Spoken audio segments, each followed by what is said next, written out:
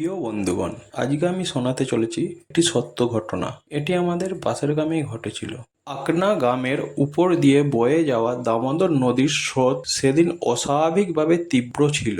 এক অসহায় মহিলা সেই স্রোতের মধ্যে ভেসে যাচ্ছিলেন, যেন জীবন আর মৃত্যুর মাঝখানে ঝুলে আছেন। তার দেহটি নদীর প্রবল স্রোতে দুলছিল, আর নদীর গর্জন যেন তার সমস্ত আশা গিলে ফেলার জন্য উদ্গ্রীব ছিল।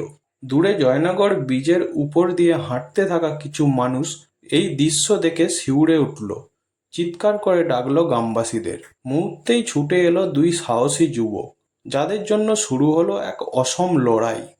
প্রাণের ঝুঁকি নিয়ে নদীর প্রবল স্রোতের বিরুদ্ধে যুদ্ধ, শুধু একজনকে বাঁচানোর জন্য। চলুন বন্ধুগণ, ঘটনাটি শুরু করা যাক। আকনা গ্রাম থেকে দামোদর নদীর স্রোতে এক মহিলা ভেসে আসছিলেন। নদীর জলে ভেসে যাওয়া শরীরটি অদ্ভুতভাবে দুলছিল, আর নদীর গর্জন যেন তার প্রাণের শেষ চিহ্ন মুছে দিতে উদ্যত।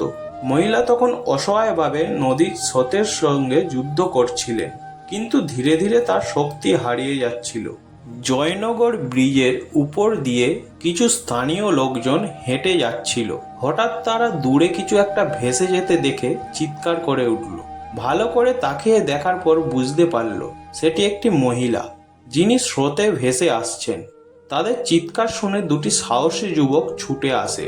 তারা ঝাঁপিয়ে পড়ে সাঁতার কেটে মহিলাকে উদ্ধার করার চেষ্টা শুরু করে। যুবকদের জন্য কাজটি ছিল খুব কঠিন।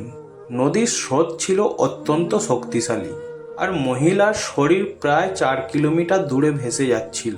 কিন্তু তারা দমে না গিয়ে প্রাণপণ চেষ্টা চালিয়ে যেতে থাকে। যুবকদের ক্লান্তি বারবার তাদের থামাতে চাইলেও তারা মন থেকে সিদ্ধান্ত নিয়ে রেখেছিল, মহিলাটিকে যে কোনো উপায়ে বাঁচাতেই হবে। অবশেষে বহু চেষ্টা এবং সংগ্রামের পর তারা মহিলার কাছে পৌঁছাতে সক্ষম হয়। মহিলাটিকে ধরে তারা ধীরে ধীরে তীরে নিয়ে আসে। স্থানীয়রা এই সাহসিকতা দেখে অভিভূত হয়ে যায়। মহিলাটিকে অচেতন অবস্থায় নদীর তীরের এক নিরাপদ স্থানে আনা হয় এবং দ্রুত চিকিৎসা সেবা দেওয়া হয়। সেই দিনের পর থেকে সেই দুটি যুবক গ্রামের বীর হিসাবে পরিচিত হয়ে ওঠে, আর দামোদর নদীর স্রোতের বিরুদ্ধে তাদের সেই সাহসিকতার ঘটনা সবাইকে অনুপ্রাণিত করে।